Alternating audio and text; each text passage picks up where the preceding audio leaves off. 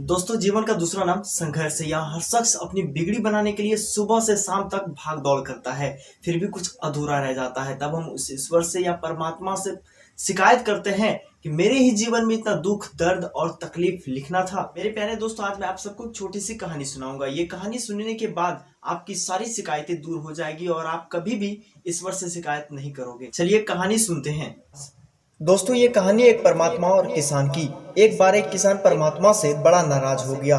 कभी बाढ़ आ जाए, कभी सूखा पड़ जाए, कभी धूप तेज हो जाए तो कभी ओले पड़ जाए। हर बार कुछ न कुछ कारण से उसकी फसल थोड़ी खराब हो जाती थी। एक दिन बड़ा तंग आकर उसने परमात्मा से कहा, देखिए प्रभु, आप परमात्मा हैं, लेकिन लगता है आपको खेती बाड़ी की ज्यादा जानकारी नहीं है। एक प्रार्थना है कि एक साल मुझे मौका दीजिए, जैसा मैं चाहूँ वैसा मौसम। परमात्मा मुस्कुराए और बोले, चल ठीक है, जैसा तुम कहोगे वैसा ही मौसम दूंगा। किसान ने गेहूं की फसल बोई।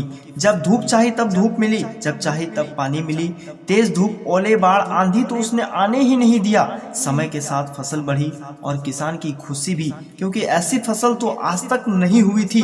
किसान ने मन ही मन सोचा, अब पता चलेगा परमात्मा को कि फसल कैसे करते हैं। बेकार ही हम किसानों को इतने बरस परेशान किए। फसल काटने का समय भी आया।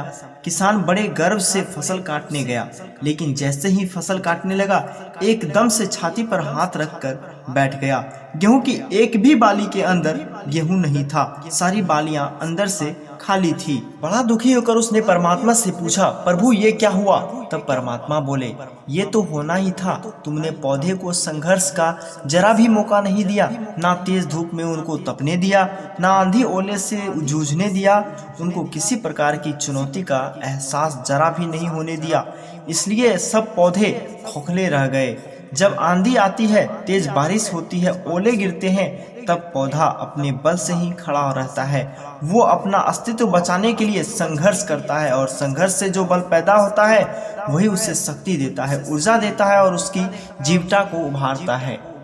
उसी तरह जिंदगी में भी संघर्ष ना हो, चुनौती ना हो तो आदमी खोखला ही रह जाता है। उसके अंदर कोई गुण नहीं आ पाता। ये चुनौती ही है जो आदमी रूपी तलवार को उधार देती है, उसे मजबूत और तेज बनाती है। अगर प्रतिभाशाली बनना है तो चुनौतियों को स्वीकार करनी ही पड़ेगी, अन्यथा हम खोखले ही रह जाएंगे।